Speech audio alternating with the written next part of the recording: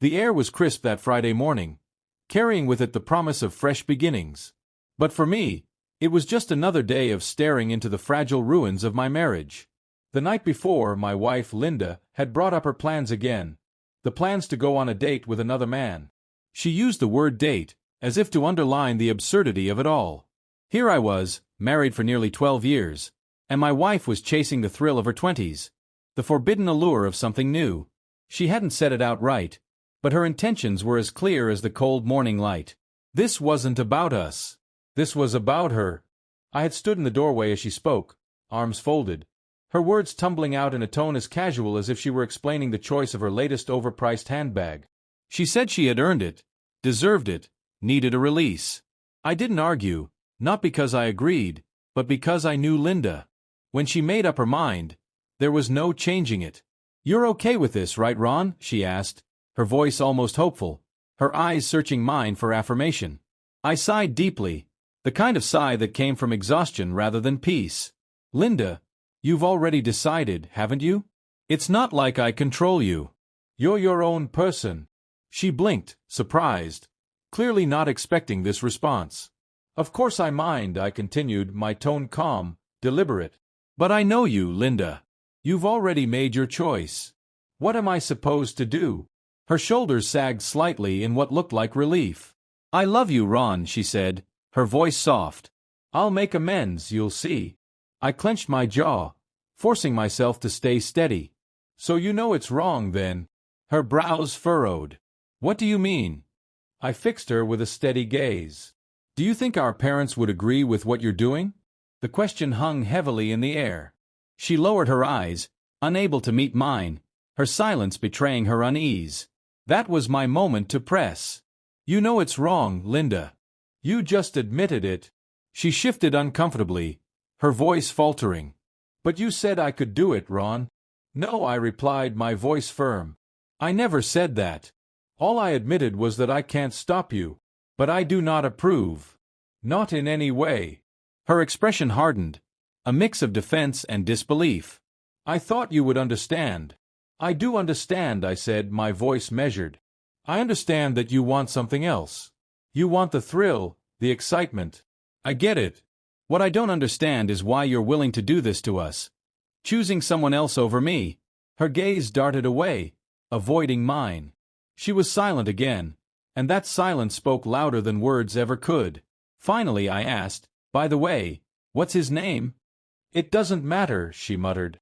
I laughed bitterly, the sound cutting through the tense air. "Of course it matters. Whoever he is, he's going to change everything." I hesitated before adding, "Just know this, Linda. I don't want you to go out with him. And your choice will have consequences." Her voice dropped to a whisper. "What consequences?" "You're not just beautiful, Linda. You're intelligent," I said, my gaze narrowing. "I've told you that for years, but apparently, you think I say it because I have to." "I don't. I mean it." "You're smart enough to know there are always consequences." She frowned, her lips tightening, as if gauging my seriousness. "You're bluffing. You love me. You always give me what I want." My jaw clenched as I forced myself to stay calm. "I can't stop you from making stupid decisions, Linda. But you've been warned. You're on your own for this one." With that, I grabbed my keys and left before she could respond. That evening, I started packing a suitcase, moving my belongings into the guest room. Linda found me halfway through, her voice incredulous. "What are you doing, Ron?" "Moving out of our bedroom," I said coldly, barely glancing at her. Her tone wavered between anger and disbelief. "Are you seriously throwing a tantrum like a child?" Without a word, I continued unpacking in the guest room, her taunts falling on deaf ears. Friday morning, I woke early. I was determined that this day would be different. I left the house, heading to a high-end salon for the first time in what felt like years. A professional haircut, a clean shave, even a manicure. I wanted to look like the man I wanted to be. Next door, I bought a navy blazer, a crisp white shirt, and matching trousers, casual yet refined. Afterward, I took my old car to the wash, watching as it transformed into something clean, polished, and presentable. By the time I got home, Linda was coming downstairs, dressed for her date. She wore a new black dress, tight and revealing more than I'd ever seen her wear in public. She paused, expecting a compliment. I gave her none. My eyes were cold, unyielding. "Damn it, Ron," she said, frustration lacing her voice. "You look good. Where are you going?" "Out," I replied indifferently. "Out where?" she pressed, her tone rising. "Just out." I met her gaze evenly. "What did you expect me to do? Sit here while you run off with your new lover? I thought you were smarter than this." Her face flushed, but she turned, refusing to argue. "Fine. I'm going. Don't let your ego get in the way." I smiled faintly, my voice calm. "Don't worry about me, Linda. Just remember, there are always consequences." She left without another word. When her car disappeared down the street, I drove to a wine bar to meet someone who had become a source of solace in recent months. Ava, a colleague from work, was already waiting for me. Her smile when she saw me was warm, her eyes lighting up in a way that made me feel valued, seen. We shared stories over a light dinner and a bottle of wine, our laughter filling the cozy bar. As the jazz played softly in the background, I felt something I hadn't in a long time: connection. Ava was different. She appreciated me in a way Linda never had. And as the night unfolded, I realized this was the start of something new. The air in the house was thick when I returned home, the weight of what had been said and unsaid lingering like a storm cloud. I wasn't trying to replace Linda. That wasn't the point. I was simply trying to find a way to stop feeling broken. By the time I dropped Ava off at her apartment, the night had stretched late, the city's lights a quiet witness to the choices I'd made. Before I left, Ava leaned over, her lips brushing against my cheek in a kiss so soft it left only the faintest trace. "Go and get her, Ron," she whispered with a playful smile, her warmth easing the ache in my chest. When I walked through the front door, the house was eerily still. Linda was waiting, still in the black dress she had worn for her date. Her eyes widened in surprise when she saw me. "Where the hell have you been?" she demanded, her voice sharp, tinged with anger. "Not your business," I said evenly, taking off my blazer and hanging it on the back of a chair with deliberate calm. Her face twisted in confusion. "What do you mean, not your business? You didn't tell me you were going anywhere." A dry laugh escaped me, cutting through the tension. "Did you tell me where you were going tonight, Linda?" My gaze locked onto hers, unflinching. "Should I ask if he used a condom, or should I just not care? Because I don't plan on touching you ever again. So, really, it doesn't matter to me what you did, or where you went." She stared at me, her mouth slightly open, caught between shock and disbelief. "What is this?" she finally demanded. "Who were you with?" "Her name is Ava," I replied, my tone calm and deliberate. "If your idea of marriage is dressing up for some random guy, then I figured I'd do the same. The difference? I'm honest enough to tell you her name." Linda's eyes filled with tears, her voice cracking under the weight of my words. "You're trying to make me jealous." I shrugged, the movement slow and deliberate. "I'm just doing what you did. The only difference is, I'm not hiding it." The tears began to roll freely down her cheeks, smudging her makeup. "Ron, I'm sorry," she whispered, her voice trembling. "I didn't think it would come to this." I shook my head, disappointment settling like a stone in my chest. "I warned you, Linda. There are always consequences." She sobbed, her shoulders shaking, and for a brief moment, I felt a pang of something close to regret. But it wasn't enough to sway me. The trust between us had been shattered, and I had no intention of pretending otherwise. Linda looked up at me, her face streaked with tears, her voice barely audible. "What now?" I drew in a deep breath, steadying myself. "Now you figure out what you want, and I'll do the same. Tomorrow morning, I'm calling a lawyer. We'll split everything, and you can have the freedom you wanted so badly." She choked back a sob, her face crumpling. Without another word, I turned and walked up the stairs to the guest room. There was nothing left to say. Not tonight. The morning light crept through the curtains of the guest room, waking me early. The events of the previous night were fresh in my mind, their weight pressing down like an anchor. There was no escaping it. My life had changed in ways I couldn't ignore. I started the day with a phone call to my lawyer, Jason. He was an old college friend, someone I trusted completely. When I told him what had happened, his voice was calm, professional. "Ron, if you're ready to move forward, we can get the paperwork started today," he said. "I want everything in motion before the end of the day," I replied, my voice firm. Jason agreed, and after a quick shower, I dressed in a crisp shirt and jeans, ready to face whatever came next. When I walked into the living room, Linda was already there, sitting at the kitchen table. She looked exhausted, her eyes puffy, her expression hollow. She hadn't slept. For a moment, I almost felt pity. Almost. "Ron," she said, her voice breaking. "Can we talk?" I leaned against the doorframe, crossing my arms. "Sure. Linda. Let's talk about consequences. What would you like to say?" She hesitated, biting her lower lip. "I'm sorry for last night," she began, her voice shaking. "I shouldn't have gone. It was stupid, and I didn't mean to hurt you." "Didn't mean to hurt me?" I repeated, raising an eyebrow. "Linda, you made your choice. You chose excitement over our marriage. Over me." She began to cry, her shoulders slumping forward, her voice barely audible. I thought I wanted something else, but I realize now it was all a mistake. "Please, Ron, give me another chance." I stared at her, my expression cold, the words leaving my mouth devoid of emotion. "Another chance? Do you honestly think I'm that naive?" She tried to respond, but I turned and walked out the door before she could speak. There was no point in listening to more lies. Today was about reclaiming my power. My first stop was Jason's office. He greeted me with a firm handshake and a look of understanding as I laid out everything. When I finished, his face was serious. "Ron, we'll get the paperwork drafted today. If she contests, we escalate. Sound good?" I nodded, a sense of determination settling over me. "I want this done. No more games."